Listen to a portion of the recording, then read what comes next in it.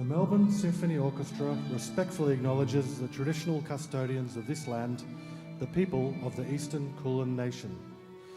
On this unceded land, we celebrate the oldest continuous music practice in the world. In our language of music, we honour this country and celebrate the strength of elders past and present as we walk together into our shared future.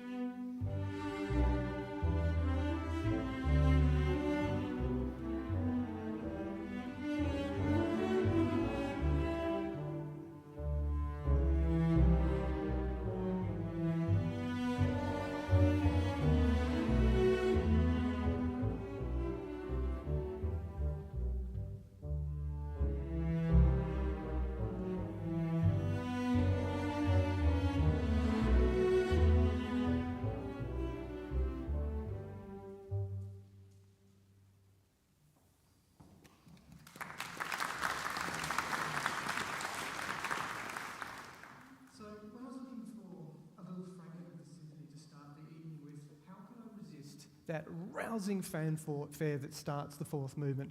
Absolutely impossible. There are, of course, so many incredible moments in this symphony. It was very hard to choose. We always have to pick just bits and pieces for this, and I have to say it's always difficult, but with this piece in particular, it was extremely difficult because it is one brilliant tune and one fantastic moment after another. Now, that fanfare opens the fourth movement like that, but it very quickly gives way to that gentle pastoral theme in the cellos, and just that difference hints at the varied brilliance of the work that we'll be exploring here tonight. Now, my name's Nick Bochner. I'm the Head of Learning Engagement at the Melbourne Symphony Orchestra, and I'm very pleased to welcome you here to this Melbourne Symphony Orchestra event in the beautiful Melbourne Recital Centre. I'm also very pleased to be joined by Leonard Weiss on the podium, and of course the marvellous musicians of the Melbourne Symphony Orchestra. And of course, we couldn't do these events without support, so a big thank you to the City of Melbourne, of course, and to Crown Resorts and the Packer Family Foundations for their support of these events. So, as you may know, with our Chief Conductor, Jaime Martin, over the last few years and the next few years, we are exploring all of Dvořák's symphonies. So this is now our third episode of Ears Wide Open Dvořák. It's a bit like one of those kind of, TV series that has a subtitle, sort of like, NCIS Sydney. So this is Ears Wide Open Dvořák. And this is the bit that you would probably now skip if you were binging this on the streaming services previously on Ears Wide Open Dvořák. But then I guess one episode per year doesn't really count as binging, so no need to reach the skip intro button. Episode 1, 2022, we had a look at the most famous and well-known of his symphonies, Symphony No. 9, also known as Symphony from the New World. It was written in 1893 during his stint in America, and by now his reputation was fully established. He was at the peak of his influence and popularity. He was invited to the US at that time to help establish a distinctly American school of composition, and the reason he was chosen for this was his extraordinary ability to blend traditional Germanic symphonic construction with his own Bohemian, Slavic and Czech influences. And this is something that the woman, Jeanette Thurber, who brought him to America, she really hoped he'd be able to show them how to do this with an American flavour.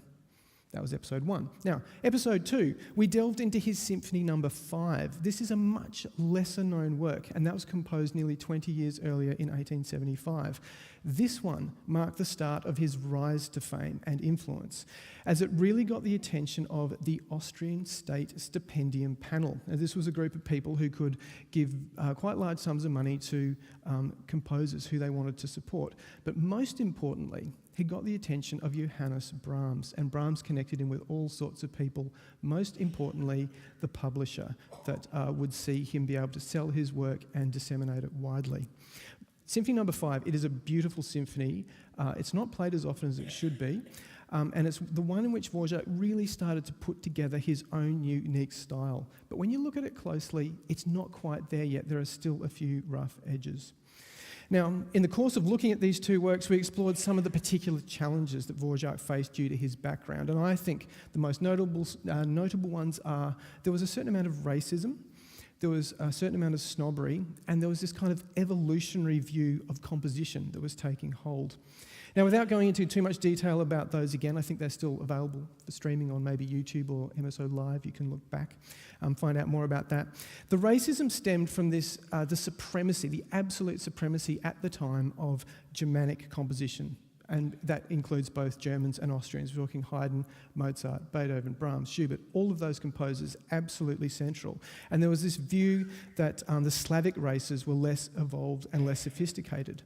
The snobbery that he faced was due to his own humble peasant beginnings, and that was something that meant he had to work much harder to find his place in the world. And then there's the evolutionary thing, and I think this is the most interesting.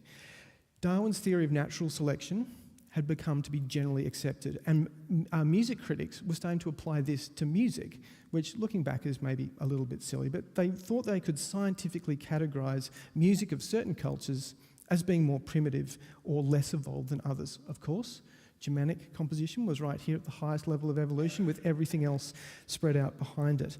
And this, of course, included the folk music of Dvorak's homeland, and by association, his own compositions, as he proudly and intentionally incorporated this folk music into his work.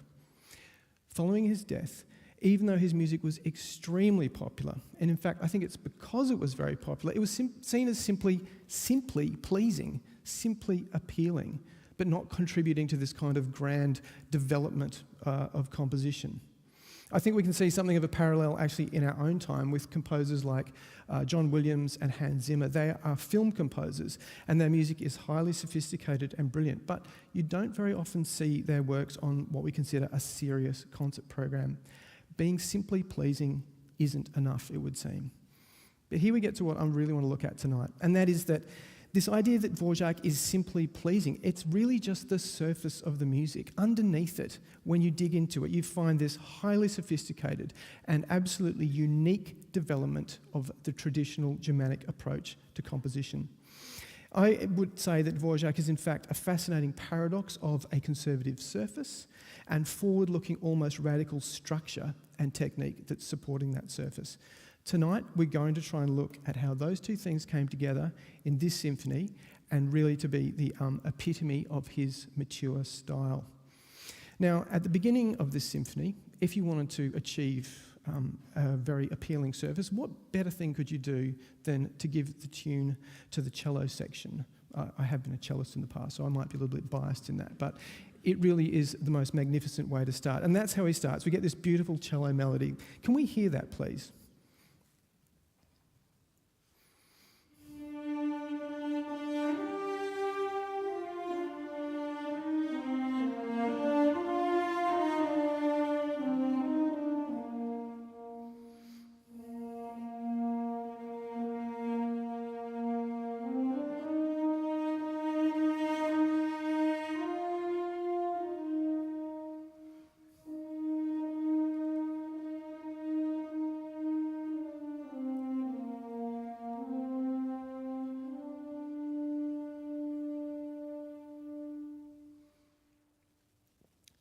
Gorgeous, right? Now, the more perceptive of you will have noticed that there was more than just a cello section playing. Dvorak has orchestrated that, so the cellos are sort of the surface of the surface, but we also have the horns, clarinets and bassoons supporting that to create this kind of beautiful, dark sonority.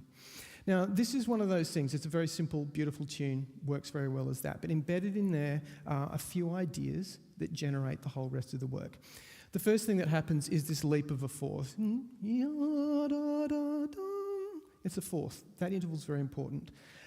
It comes down with through a pentatonic scale, 3 notes that come from this simple 5-note scale. And the other thing that's very important about that phrase, I don't know if you notice, it comes in 3 parts. There are these 3 very distinct phrases within the overall tune. But then Dvorak moves on, and he's already starting to play with the fundamental idea of a symphony, which is to bring contrasting ideas into the one work and work through with them. Traditionally, you would have one set of ideas that had a character, and then you'd have another set of ideas that had a character, and then you'd work them through together and then play them all again. Dvorak's not doing that. He gives us this idea, and then he immediately goes to something quite different. We hear it in the flute.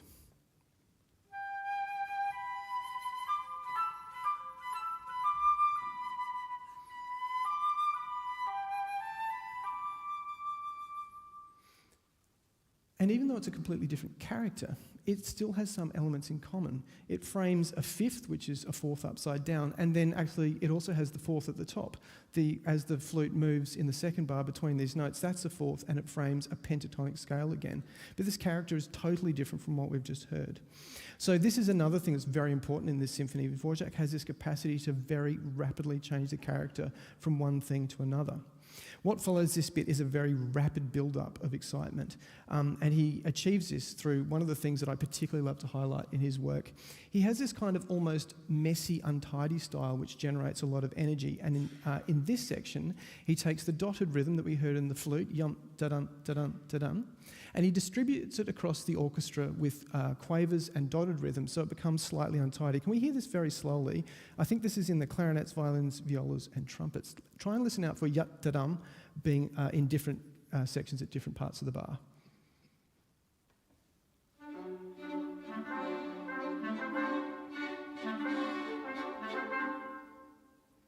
That's it slowed down, and you can hear how it creates this kind of untidy effect, which he quite intentionally wants because it creates a lot of energy.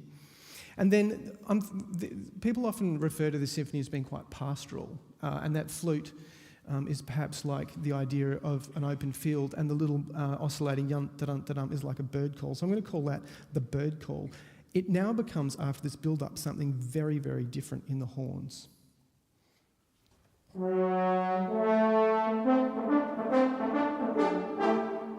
So it's gone from being a nice bird call to being, it's sort of like, it's a classic horn call, which is more of a hunting call. And this leads to a variation of the bird call.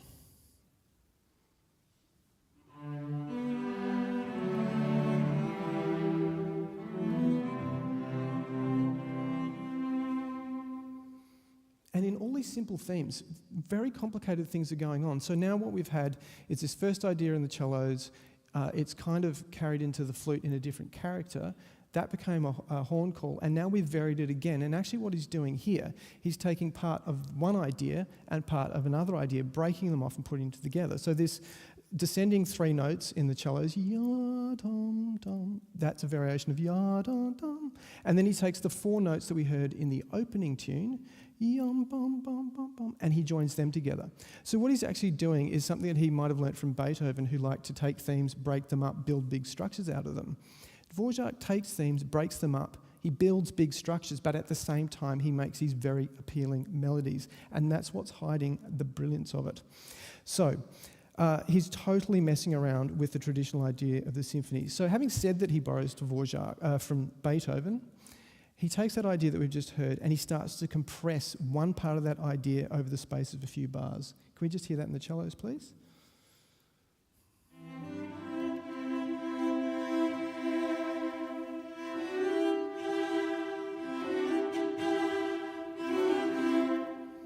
So you hear how it's initially a one-bar theme, yata dum dum dum dum dum, and then da da dum dum, da da yata dum, and it keeps getting shorter and shorter. This is something that Beethoven did a lot, and Dvorak's taken it up.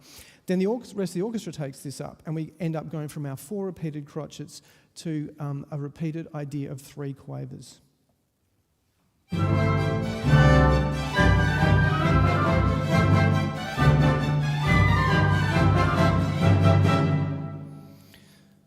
So this is the brilliance of it. He's taking the idea that other composers had, which is to have themes and then develop them later.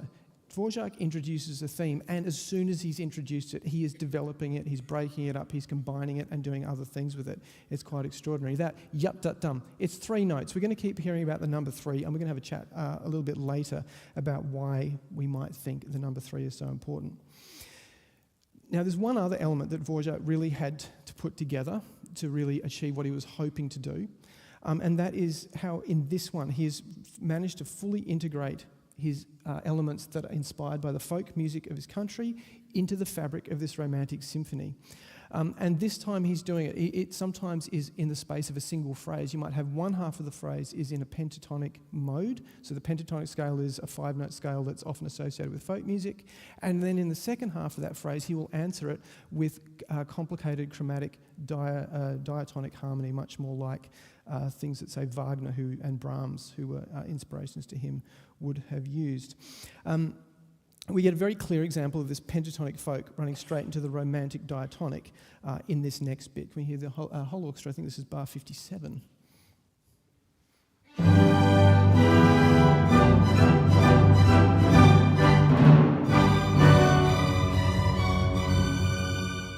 So the first half of that phrase, it's our pentatonic idea, and then it immediately goes into a very distinctly romantic harmonic context.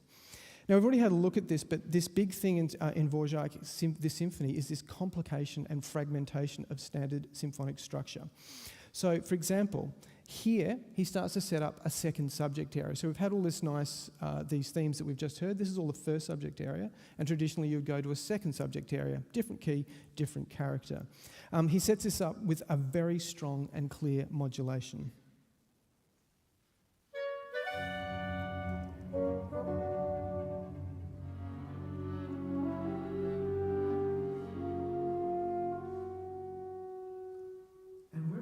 Heading to for the second subject is this.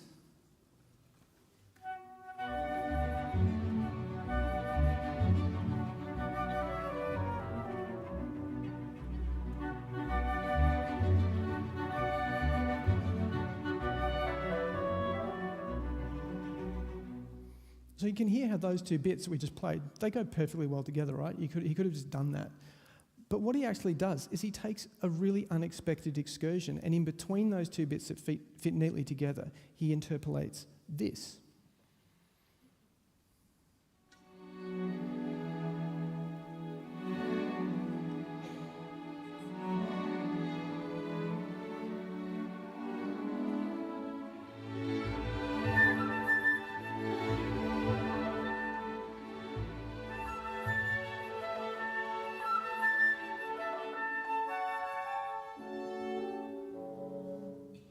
And then he goes on from where he was before.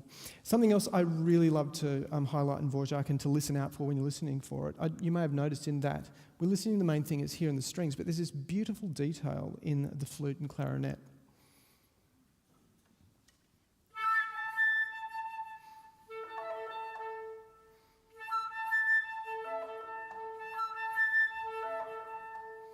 And again, these tiny details, like the first of those little bird-like calls, they're semiquavers, and then they're triplets. Just these little details, he's always varying things. It's absolutely brilliant. Then we're in the proper traditional second subject area. It's in a contrasting key, and it's in a contrasting character. But again, it's got this thing where he's incorporating a folk element into the main part of the symphony. Let's hear this in the accompaniment. What we can hear, try and listen out for this, is these parallel triads. He moves from a B minor harmony to a D major harmony and back again. Not something that you would normally find in Wagner and Beethoven, I think. Let's have a listen.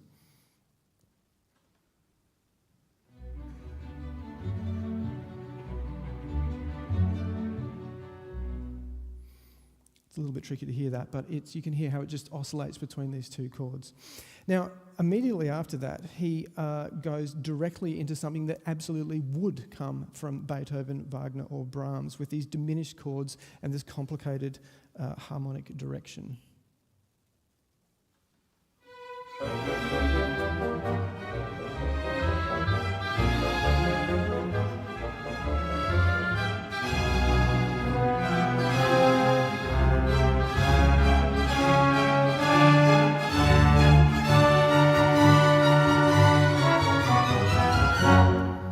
So those two ideas, that sort of folk element and that thing, they're actually really, really different, but the way he's managed to seamlessly incorporate them into the same phrase is quite extraordinary. Now, following this, we get yet another variation of that bird call that we heard in the flute. Earlier, it became 3 descending notes in the cellos, and now Dvorak's taking just the first 2 of those, and he's going to compress them again, Beethoven style, to build a coda for this whole section of the music.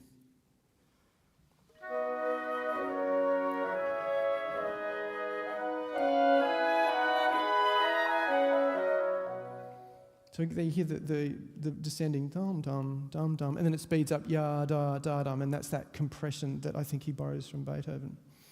And now to bring this coda to a finish, we get yet another variation of the bird theme. This one's almost like the missing link between all the other ones.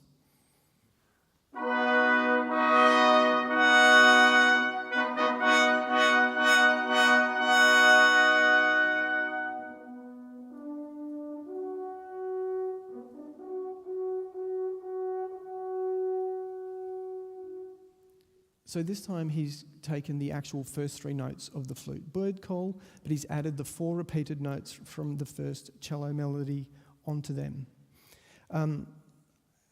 Another feature of this symphony is Dvorak's capacity to really take things in any direction at any point. It's absolutely brilliant writing. We've not only heard several themes presented in different characters, but what we hear is his capacity to pivot on a single moment, and often just one single note, and it'll move the character from light to dark or from dark to light. The close of this section that we're looking at now, it finishes quite triumphantly, but as the string accompaniment winds down, we can feel it sort of slipping somewhere, but successive single note changes. He just has this passage and changes one note every 4 bars, and it doesn't quite let us know where we're going to land until the very last minute.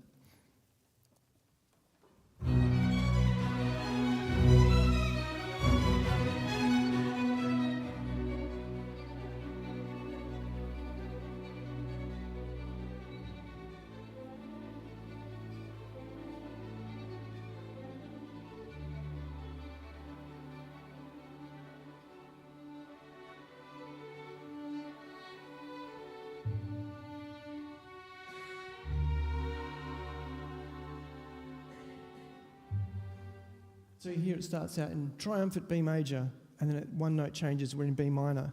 Then he changes another note and it softens towards D major. And at the very last moment you heard the saddest note of all sneaks in.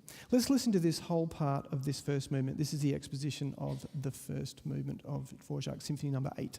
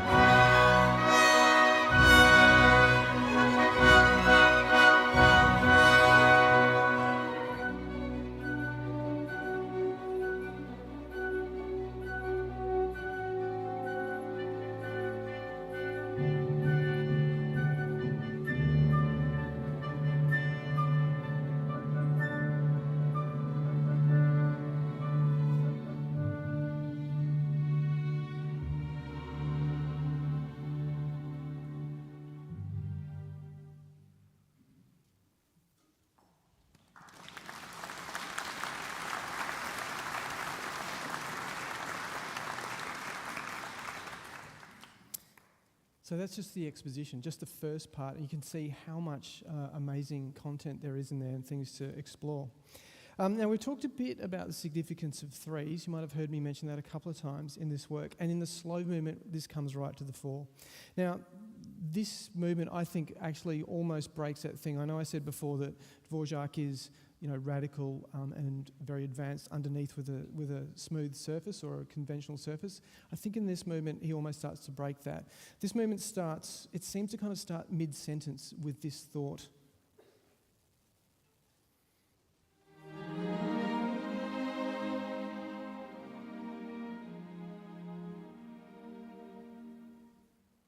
That's just the very first part, and then he starts to build a whole section. That's one of the elements. We get a second element that again outlines the interval of the fourth, and again it's in the flute.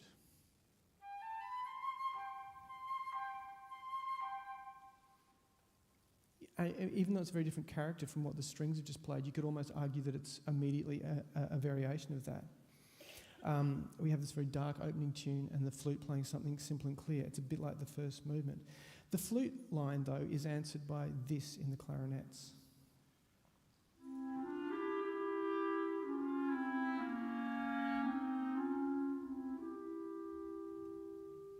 And again here we have Dvorak very, very deftly switching modes. These two opening ideas that we have in the strings and then the flute, they're very much sort of diatonic or romantic harmonic language. But this clarinet idea, it brings in a very exotic sounding scale. Phil, can we just hear that for the first clarinet line again?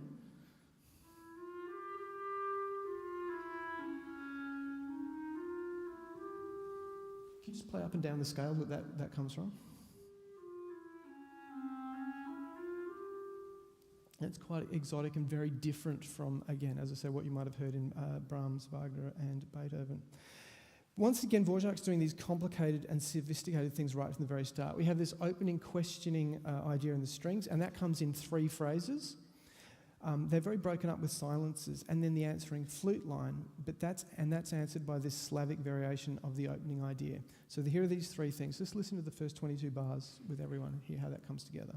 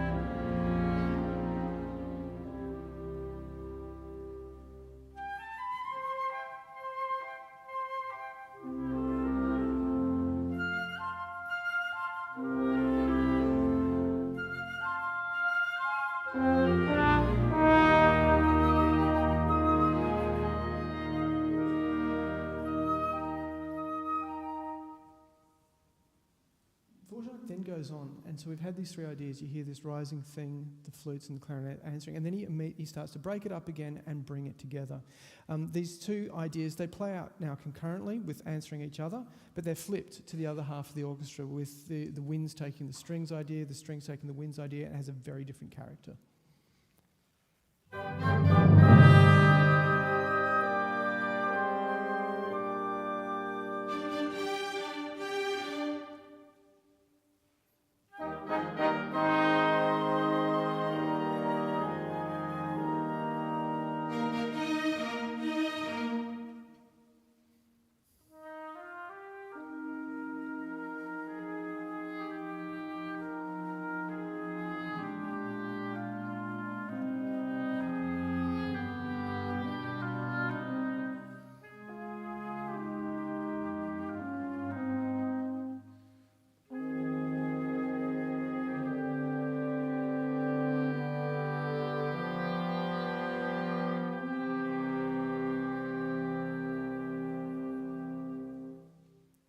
then following that quite angry outburst, it's gone, and then we move again on to yet again, the flute, sounding quite bucolic and pastoral, and this is a variation of the opening string idea.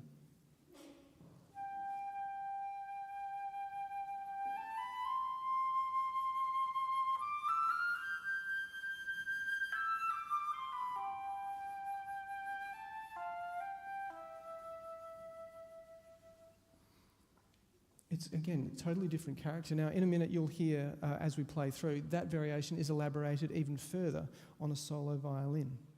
So, now that we've had this opening idea first as a dark question, and then we've had it as a declamation in the winds, and then as a gentle pastoral version, it comes to a head in apparent triumph.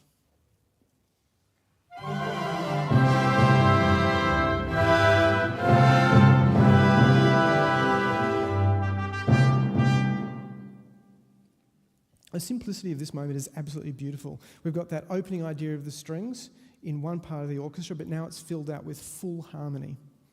This is the flutes, violins, violas, bar 77.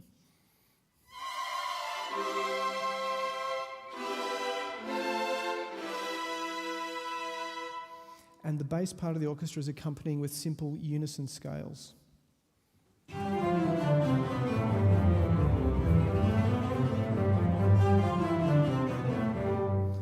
But once again, like so often in the symphony, the character changes in a second.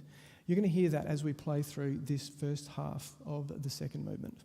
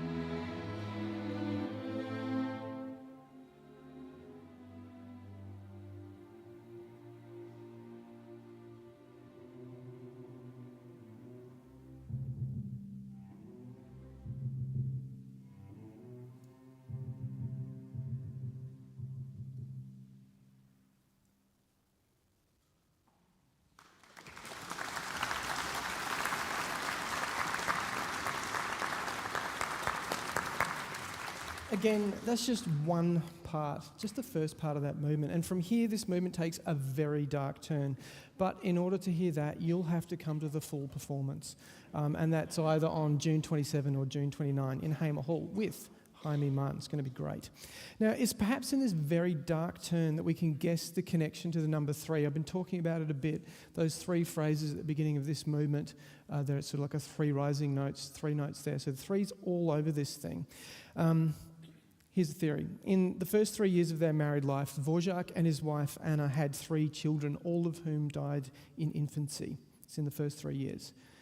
They did go on to have another 6 who survived. One of them died only as recently, it feels recent to me, 1967.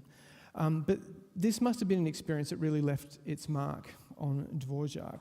Now, it's absolutely not a documented connection, but this was actually suggested to me by one of our other favourite conductors, Ben Northey.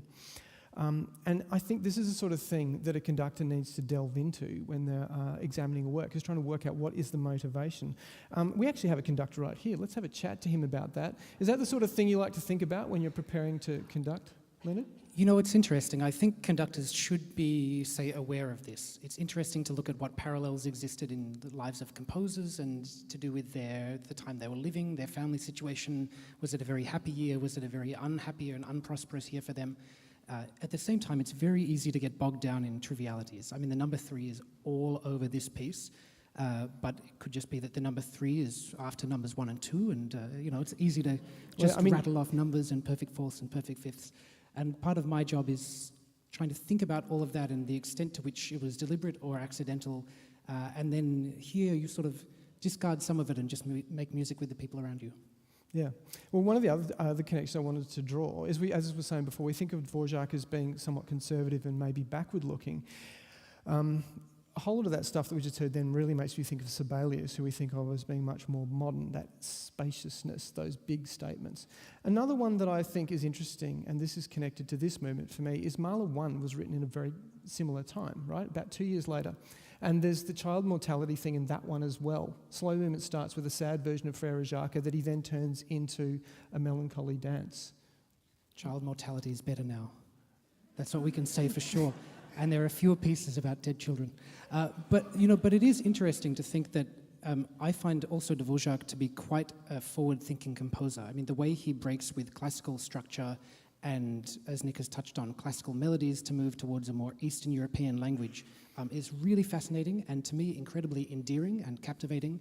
At the same time, Mahler's First Symphony is massively groundbreaking, and he spent far too long agonizing about how to write that piece, and that's monumental in many other ways. So it's just, this is where looking at the differences and lives of these composers can be really fascinating, but at the same time, maybe it's easy to go down one of many paths that can detract from the sense of bringing the whole piece together. So it's fascinating. For me, I mean, there's plenty of solos in here that do correspond to Mahler 1, so it would be nice to do a side-by-side, ears wide open with Mahler 1 as well. But yeah, watch this space, maybe next year. Thanks, Leonard, that's great. Let's move on to the third movement. This link of Mahler 1, as I said, he had this sad Frère Jacques that moves into this very melancholy, and in his case, sort of Jewish sounding dance. In the Dvorak 8, maybe or maybe not, it's the child mortality, we don't know, it's not so clear. But when he moves into the third movement, we again morph this idea from the second movement into a slightly melancholy dance. Let's have a listen to the opening of this third movement.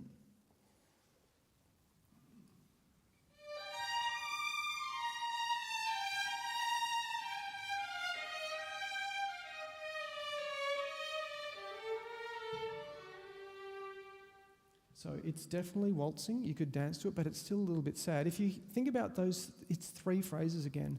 They rise and they fall, and it's very similar to the ya-da-da-ti, ya-da-dum that we had in the second movement. Now it's ya-da-da-ti, ya-da-da-da-dum-ti.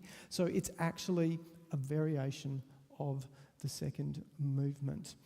You can hear how carefully, when played so beautifully by our first violins, you can hear how carefully Dvorak has shaped this theme. He writes little crescendos to the top notes. He pushes on each of the descending notes. There is a little accent that delineates the start of each falling phrase.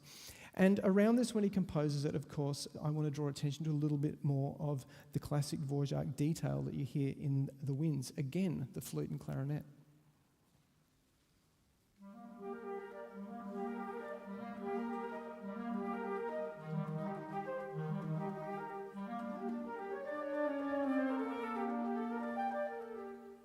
Play through, listen out for that. Now, he immediately repeats this melody, but of course, being Dvorak, he doesn't just repeat this melody, he varies it and makes it with even more intricate detail. It's really, really hard to hear in context, and I love this, so we're going to slow it right down, and we're going to ask him to totally exaggerate this so we can hear how he's taken the melody and added these beautiful little ornaments to it.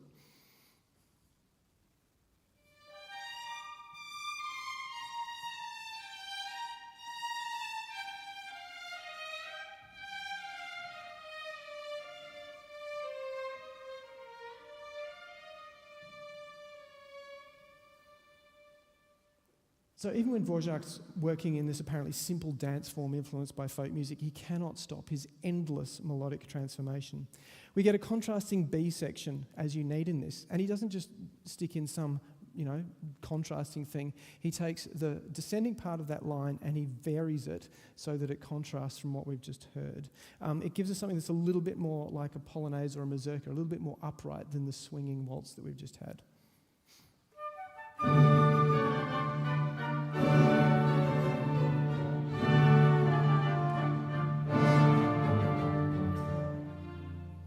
And then we go on, and he varies the waltz again.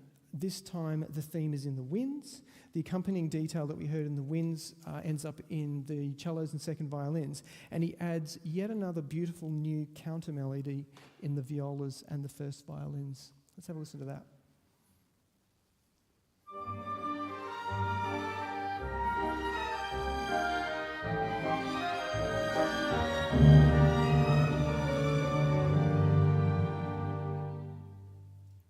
So this is followed by a variation of that section, and that completes that part of this movement. Let's hear that much of it.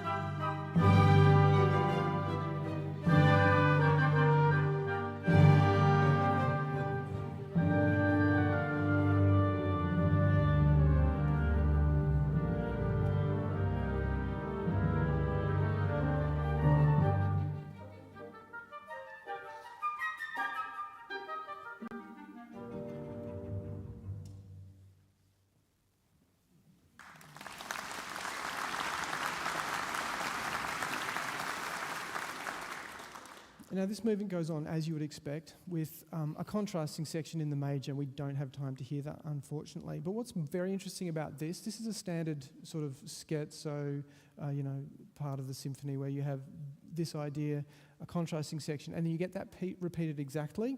And there's often some sort of a coda. But the way Dvorak does the coda in this is really quite unexpected. The spell and mood of this elegant, melancholy waltz is completely broken by a dance of a different character.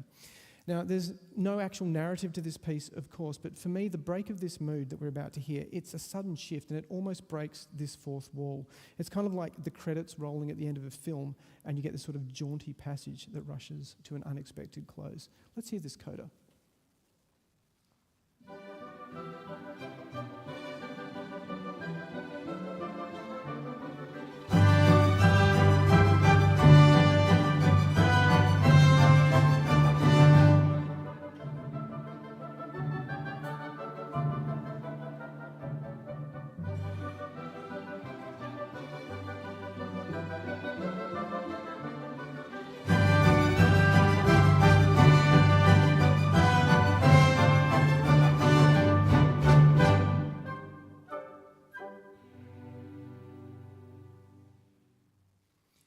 Gorgeous, isn't it?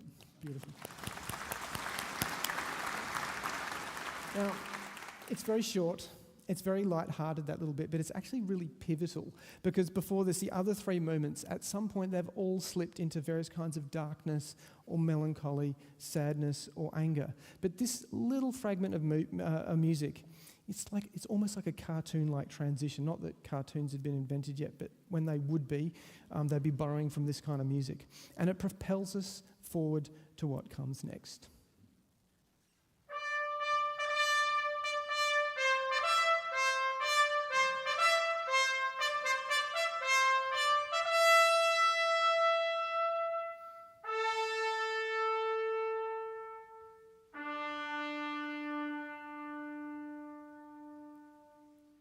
So now we've come full circle. We're back, well, not quite full circle. We've come to this part where we started, and then we're going to go on from there. So that's not really a circle, is it? It goes like that. We've arrived at this fragment that we first heard tonight, and here again we hear the power of three. This fanfare is built on three notes. Yun, dun, da, dun, da, dun, dun, da, dun, dun, three notes. And then it concludes with three single notes, each of which last for 3 bars. So whatever it is that we think is the reason for 3, it is clearly very important. But then that fanfare gives us something that could be quite unexpected, except that it is somehow very familiar.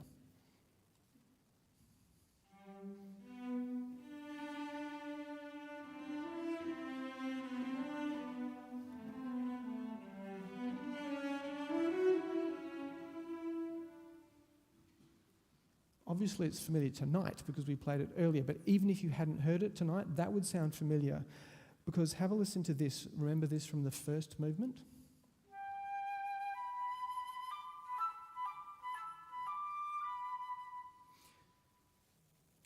It's a theme that in the cellos, it brings that idea together, that from way back at the beginning, it brings it together with the trumpet fanfare that we've just heard. So those 3-note trumpet fanfare is joined on to the first 3 notes of the flute melody.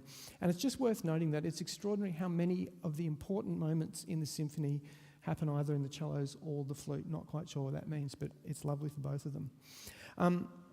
It's a brilliant and very sophisticated development of the idea of cyclic form, right? So cyclic form is this idea where a composer brings something back right from the beginning of the symphony, and towards the end of it, they bring back this idea. And they use that to create a sense of both unity and journey. But here, Dvorak creates that sense of organic connection, but he does it in a very subtle and almost hidden way. And also now, he's about to do something that he has been covertly doing throughout the symphony. I don't know if you've noticed how many times I've had to use the word variation talking about this symphony. He's constantly doing theme and variations, but in the other movements, he's been doing them in the guise of the normal symphonic movements. Here in the last movement, he's able to actually do theme and variations, because that is actually something that has been done before. If you think of Beethoven's Eroica Symphony, the finale is a very good set of variations. That's what he starts to do here. It comes to the surface, and we proceed initially with what could be a very obvious variation of the theme that we've just heard.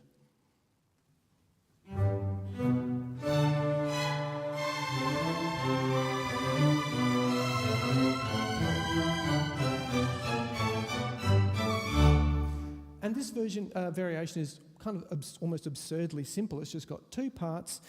We've got one side of the orchestra imitating the other. It's almost like, you know, a first-year composition exercise, except it's a whole lot better than that.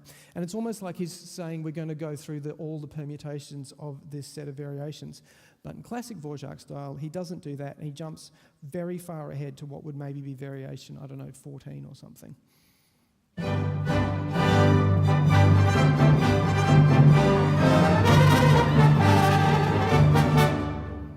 Love it. So here's another way that Dvorak is perhaps a little bit underrated.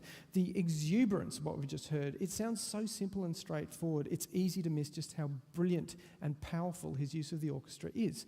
Now, of course, with all great composers, and certainly Dvorak is in that category, it defies understanding how they are able to write for all of these different instruments and understand just how far they can push.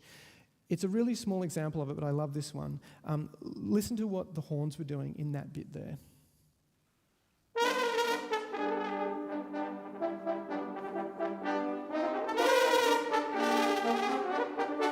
Let's just try that one more time. I think we did two things at once. So let's first listen to what the horns are doing there at bar 59, please.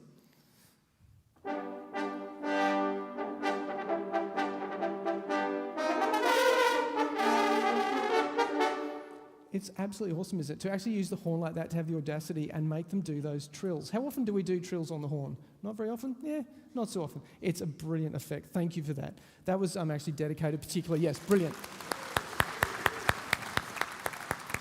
I dedicate that to our orchestral librarian, Luke Speedy Hutton, who's, for him, that is his very favourite moment of the symphony.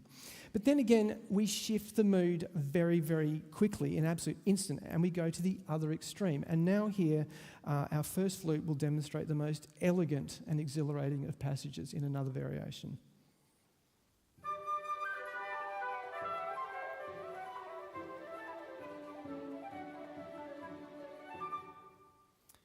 Did you hear in that, I mean that's stunning flute playing, thank you Wendy, but did you hear in that this hidden element?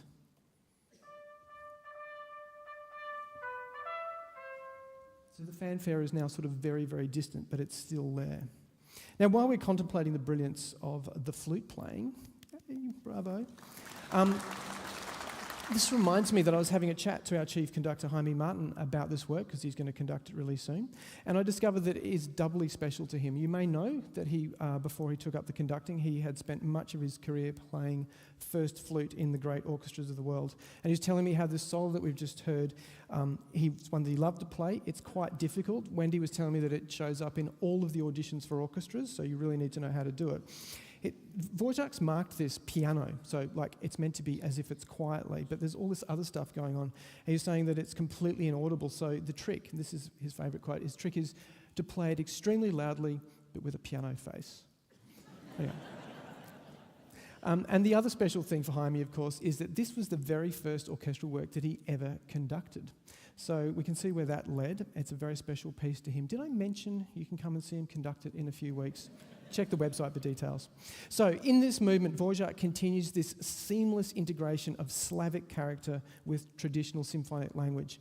The strings give us a stub of a variation. That's a little term that I think I've just developed. So it's just like the first two notes of this theme that he uses as a variation. And then they introduce one of those exotic notes, in this case an E-flat, to launch a Slavic episode.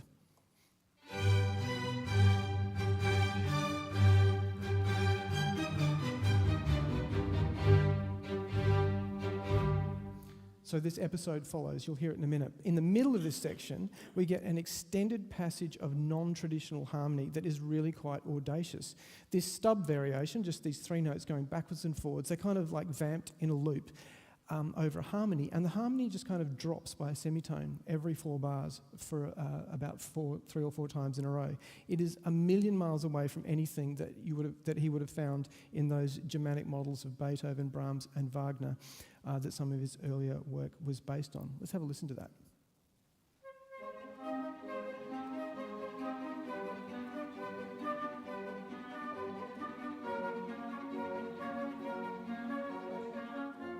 And then he builds a long section of music out of just this 3-note idea. And it carries us to the moment that is the absolute peak of the possibility of that opening fanfare.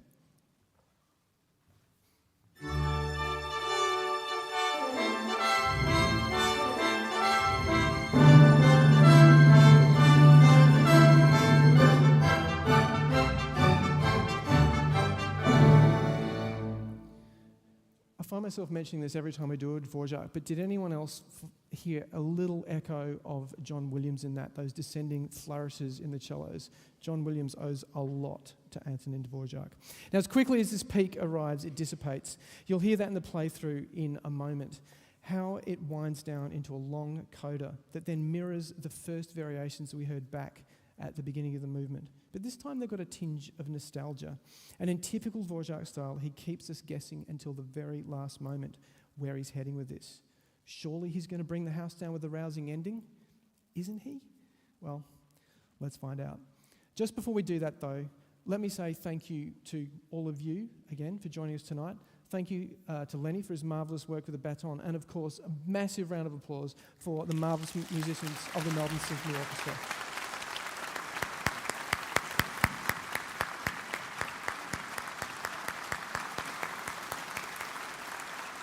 So, we are now going to hear the complete finale of Dvorak's Symphony No. 8. Thank you very much. Enjoy.